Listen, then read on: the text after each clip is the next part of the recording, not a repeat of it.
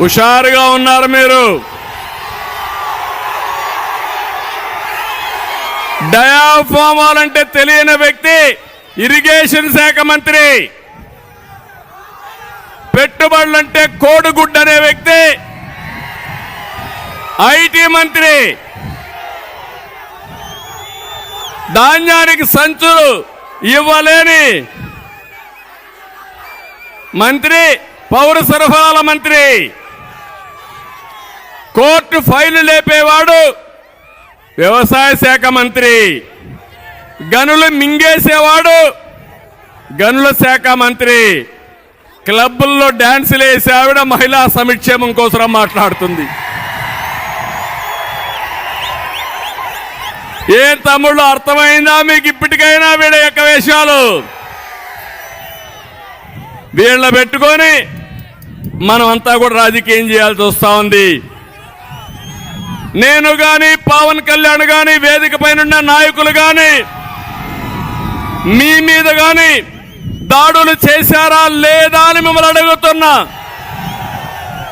ఏంటి దౌర్భాగ్యం అని మిమ్మల్ని అడుగుతున్నా. అంటే రాజకీయాల్లోకి వచ్చింది మన మీద దాడి చేయించుకోవడానికి కానీ మిమ్మల్ని అడుగుతున్నా.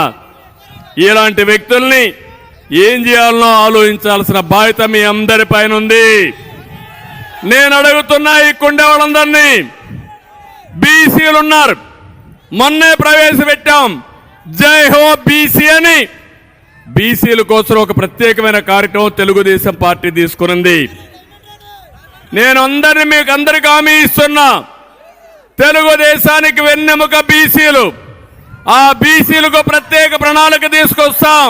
న్యాయం చేసే బాధ్యత తెలుగుదేశం పార్టీ తీసుకుంటామని బీసీలందరికీ హామీ ఇస్తున్నా.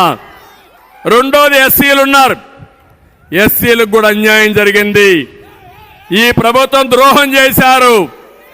కడాన తమ్ముళ్ళు మీరు చూస్తే ఒక డ్రైవర్ ఎస్సీని చంపేసి డోర్ డెలివరీ చేసిన ప్రభుత్వం ఈ వైఎస్ఆర్ కాంగ్రెస్ పార్టీ అని చెప్పి కూడా నేను మీకు తెలియజేస్తున్నా. ఎస్టీలకు అన్యాయం జరిగింది, మైనారిటీలకు అన్యాయం జరిగింది.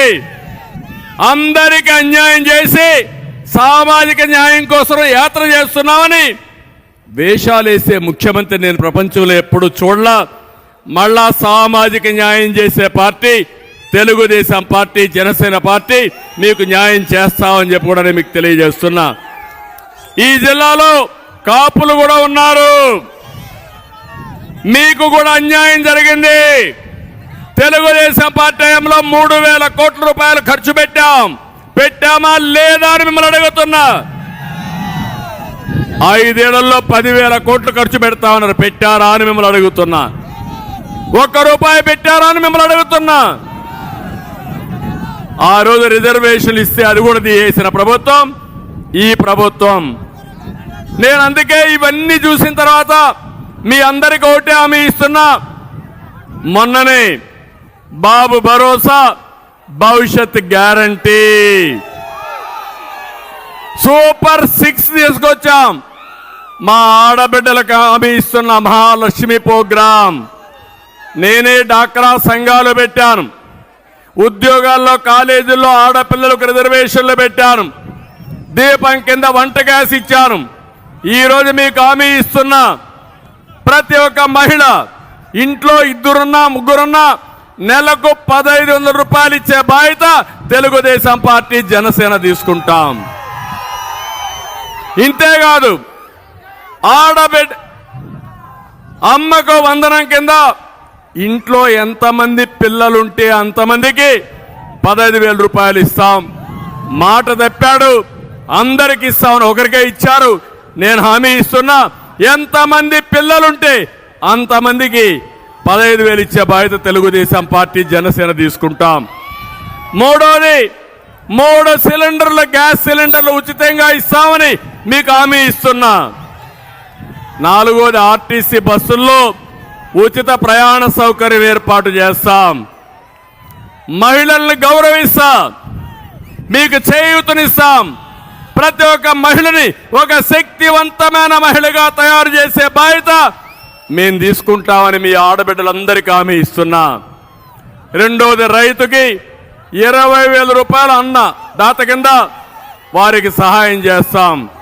మూడోది యువగళం కింద మా తమ్ముళ్ళకి నేను ఇచ్చే భరోసా ఇది.